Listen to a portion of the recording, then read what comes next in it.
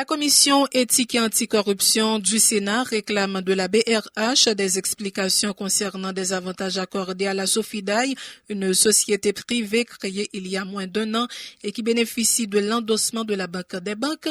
En effet, la BRH aurait accordé des prêts à un taux d'1% à la Sofidaï qui, elle, les octroierait à un taux de 6% aux agriculteurs, a laissé entendre le président de la dite commission.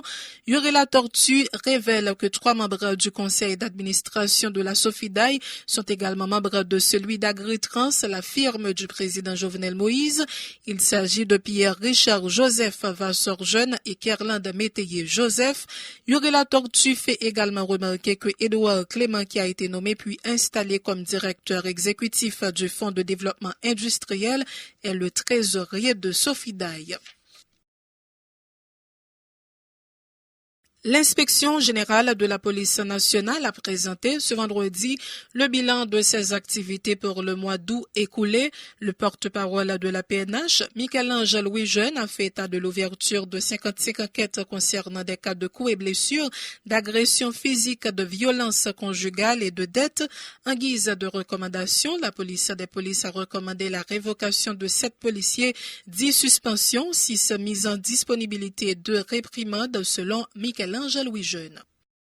Et l'institution entre les-mêmes, il saisit l'inspection générale par rapport à des situations difficiles que nous-mêmes dans la juridiction quelconque a traité.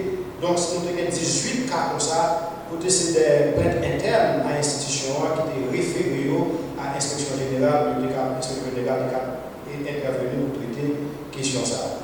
Mais comme l'inspection générale, il y a des enquêteurs de terrain qui travaillent et à n'importe quel moment de la durée, observer l'écart de comportement par rapport au policier pour capable d'intervenir directement et ça nous relève des saisines d'office. Donc, il y a 3 cas comme ça pour des inspections générales, unité inspection générale qui fait des saisines d'office par rapport à l'observation que nous avons fait sur le terrain. Et le dernier cas, c'est un cas de demande de réintégration que l'inspection générale elle-même l'a analysé pour voir dans qui mesure est capable, soit oui ou non accepter ou bien pas accepter de demander ça. C'est ensemble de cas qui portent au nombre de 55 que l'inspection générale a traité pendant le mois d'août. C'est là le graphe évolutif là, nous sommes capables de voir du mois de janvier à mois d'août. Donc l'inspection générale a traité 421 cas, soit 55 pour le mois d'août, 69 pour juillet, 33, 41 pour juin et mai, 57, 61 pour avril et mars, 45 et 60 pour février et janvier. Et on a regardé dans tout cas, les cas les plus récurrents, si on a regardé dans le graphe évolutif là. Donc, à voir un cas qui puisse répéter, c'est d'abord un cas qui concerne coups et blessures. Et toujours est-il, on dit que il y a certains éléments dans l'institution qui sont prêts pour respecter le principe universel, le principe fondamental qui est le principe de l'inviolabilité de la personne humaine. Qui malheureusement, quand vous trouvez dans des situations, vous ne pas maîtriser ces situations suffisamment. Le dossier relatif aux agressions dont a été victime mardi soir notre collaborateur Diego Charles de la part de certains policiers encagoulés à Turgeau, le porte-parole de la PNH informe que l'enquête avance, précisant que les policiers en question ont été identifiés. Toutefois, il laisse entendre qu'il n'y aurait pas d'agression, déplorant le fait par notre collaborateur d'avoir refusé toute confrontation. Les déclarations de Michel-Ange Louis-Jeune. Effectivement, le président c'est pour besoin qu'on ait dans qui phase de signer.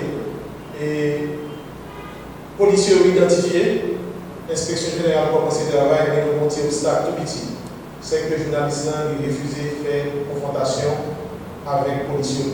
Pour le présentement, c'est ça qui est pour garder dans qui phase, nous ne pouvons pas changer. Nous ne pouvons pas changer l'idée.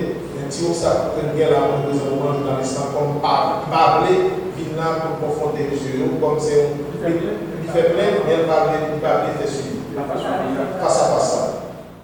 Notre collaborateur Diego Scholl ne cache pas son étonnement face à ces déclarations. S'il explique que les policiers en question ne l'avaient pas bastonné, M. Scholl précise cependant que ces derniers l'avaient bel et bien agressé au moment de lui enlever son sac à dos.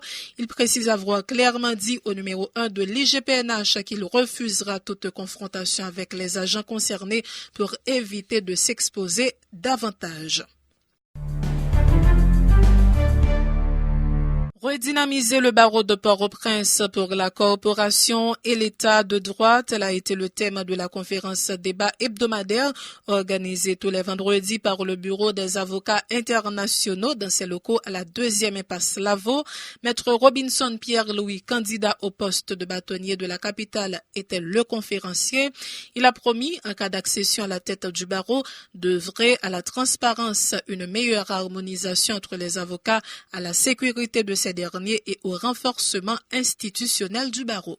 Un premier travail que je fais là où il y a des atrocités dans nos sociétés et que où est avocat ou bien la corporation d'avocats pas dit rien, bon complicité.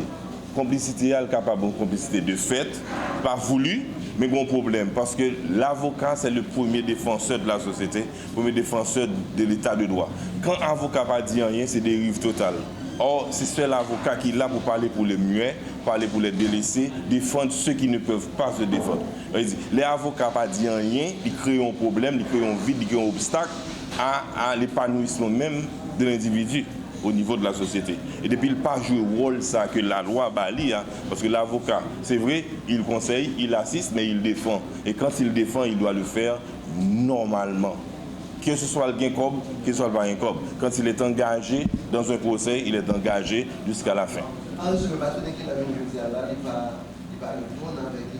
Moi, pas dit ça du tout, qu'il va répondre, mais il y a un pile de monde qui plaignent, qui dit que bâtonnier est supposé parler dans l'air pour te parler, etc. qu'il n'a pas fait. Mais comme moi, pas bâtonnier, je ne pas dire ça, c'est ça qu'il dit. Mais je connais aussi, une question de timing. Même l'autre a dit tout ça, dit, souvent dire dans l'air pour dire, et comme si on ne pas parler. La plateforme des syndicats d'enseignants regroupant entre autres l'UNOYE, le GIEL, la CNEH annonce l'organisation d'une marche pacifique lundi 9 septembre à la capitale et dans plusieurs villes de province.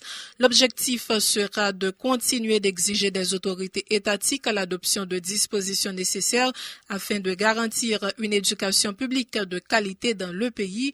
À Port-au-Prince, la marche partira devant les locaux du lycée du 150e communément appelé lycée des jeunes filles pour aboutir devant le lycée de Jean-Jacques Dessalines qui attendent encore d'être reconstruits presque 10 ans après le séisme de 2010. Ils entendent intensifier leur mouvement si rien n'est fait pour satisfaire leurs revendications, affirme le coordonnateur de l'UNOYE, Georges Wilbert Frank. Ces déclarations. Nous pas d'accord pour emballer nous là, gagner un lycée jeune fille encore qui en bas paille cocoyer. Nous pas d'accord pour emballer nous là, gon lycée Marie-Jeanne qui en bas mosso toile sale, gon lycée Jean-Jacques qui en bas mosso planche, mosso carton. Nous pas besoin de parler pour l'école nationale Belancio, pour l'école nationale qui la caille ministre éducation dans Saint-Louis du Nord qui en bas pas cocoyer. Donc dans ce sens ça, n'a fait un gros lever campé, n'a fait marche pacifique et dans Port-au-Prince, marche pacifique ça a commencé exactement dans rue Capois devant lycée jeune fille à partir de 10h. N'a monté sous Tujo, n'a viré sous avenue John Boahon, n'a descendu sous la rue, n'a pris un chemin des dalles et nous allons camper devant lycée Jean-Jacques pour nous allumer projecteur pour la société, sous nécessité pour nous mener une autre bataille pour que l'État respecte sa maman loi pays a dit, à savoir mettre l'école pour tout le monde, pour nous avoir une bonne information pour les jeunes, pour être capable de ressources qui sont utiles au pays mieux que ça qu'a fait journée aujourd'hui. Dans ce sens, nous lançons appel à toute catégorie de monde dans la société. Professeurs, élèves, parents, marchands, syndicats de transport, monde qui travaille dans la factory, tout le monde qui sentit que yo bouquet quitter que l'école privée rançonne dans toute qualité de démagogie. Le conseil d'administration de la maison Henri Deschamps rejette catégoriquement les allégations du ministre de l'Éducation nationale, Pierre-José Agénor-Cadet, selon lesquelles la maison Henri Deschamps serait à la base du blocage du dossier de subvention des manuels scolaires pour cette année. Le directeur général de l'institution dément avoir signé un contrat avec le MNFP pour la subvention des livres pour l'année en cours. Il dément également avoir doublé les prix des ouvrages en violation des clauses du contrat, comme l'a laissé entendre le ministre Cadet. Peter Frisch explique avoir refusé de signer le contrat proposé par le MNFP en raison du fait que certaines clauses du document méritent d'être renégociées. Suivez. Non, la moyenne de prix en termes d'augmentation, on a dit que moyenne de l'ordre de 30%. Il pas de 100%, il pas de 150%, comme certains monde t'a voulu faire quoi par la population. OK, ça c'est bluff, ça c'est pas vrai. OK, ça c'est une fausse information, ça c'est excuse. C'est pour un fait que nous pas voulu signer, les mêmes clauses ne peuvent pas être appliquées. Donc automatiquement, faut que gain discussion pour faire ce contrat ça. Chaque année, ça a toujours fait très simplement et vraiment de façon très ouverte et en bonne relation et en bon terme. Tout d'un coup, par contre, ça qui passé à ça, tout d'un coup, gagner cette levée de bouclier du ministre contre la maison des champs. Donc, par contre, à quel décès vigueur actuellement.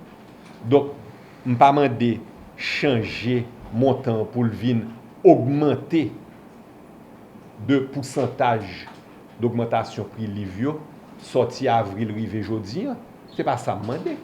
Par exemple, lorsque on dit que pour contrat dotation en appel d'offre son contrat 8 162 000 gouttes, on va demander montant ça.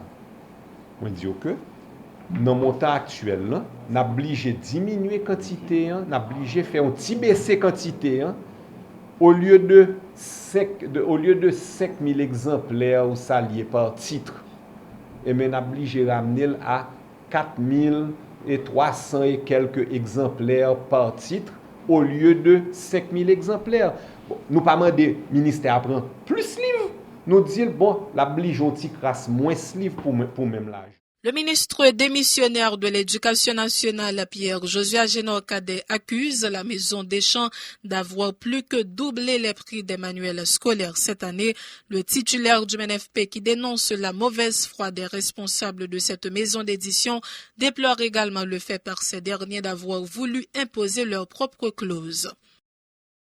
Le ministère de la Santé publique et de la Population, de concert avec d'autres partenaires, dont l'Institut haïtien de l'enfance, a procédé ce vendredi au lancement officiel d'une enquête autour de l'impact du VIH sur la population vivant dans le département de l'Ouest. Pas moins de 12 491 ménages seront touchés par cette enquête qui a déjà été réalisée dans les départements du Nord et du Sud. Une Haïti sans le VIH d'ici 2030, c'est ce que souhaite réaliser le ministère de la Santé publique et de la Population à travers cette initiative. Pas moins de 250 enquêteurs seront mobilisés pendant une vingtaine de jours au niveau de la région métropolitaine de Port-au-Prince. Selon Dr Pavel Desrosiers, citant la dernière enquête réalisée autour de la maladie, le taux de prévalence du VIH se situe autour de 2% de la population générale. C'est le temps d'une pause, on vous revient.